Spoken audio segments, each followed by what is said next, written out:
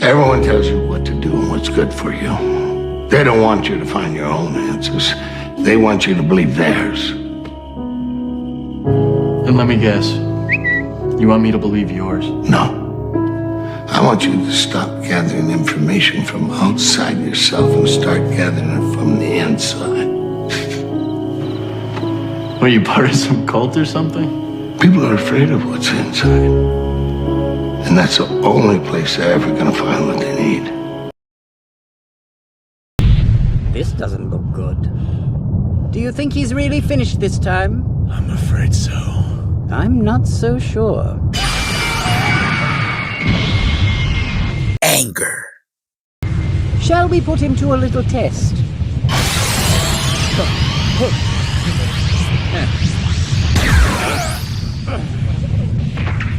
Rage, wrath, fury. Broly, look! It's such a tragedy! Do you hear this? It's your father! He was killed by a stray energy blast! A strong feeling of annoyance, displeasure, or hostility. So what makes you angry? Is it that boss overshadowing you, trying to watch and dictate your every move? Is it that friend who you thought was really there for you, but wasn't, triggering your anger, igniting the energy within you to burst like Broly?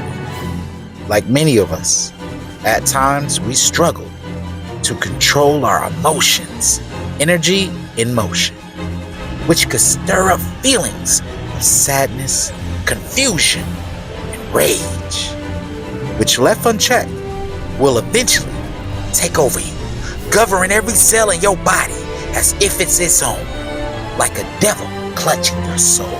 So what's inside of you? How often do you let anger possess you? Possessed by this powerful force, it can destroy or it can empower you, making you grow stronger, gifting you with supernatural strength like Broly.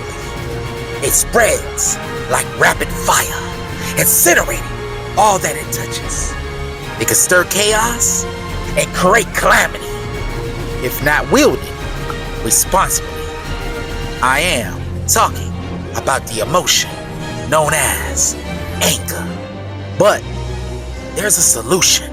To tame the beast known as anger, one must first be aware of what causes the thunder to stir amongst them. So, 2 words: self-awareness, which is the ability to recognize and understand emotions, especially when it comes to anger. The first step in managing anger is identifying what makes you angry in the first place. And these are called triggers. Triggers can be defined as specific situations, words, or actions that causes a strong emotional response. We see this even in Dragon Ball Super, when Chili get hit on by a drunken fool, causing Broly to become agitated. And we all know what happens when Broly becomes agitated.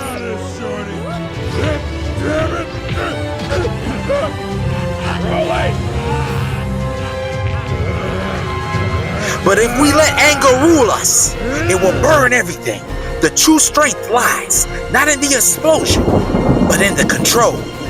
When we pause, breathe, and choose our responses, we reclaim our power. And anger does not define us, but how we handle it does.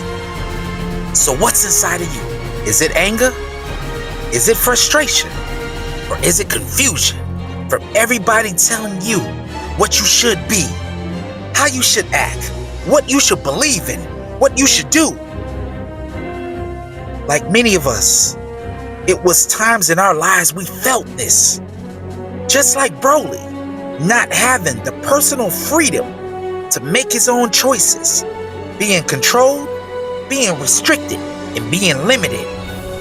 All because of not knowing how to control his anger.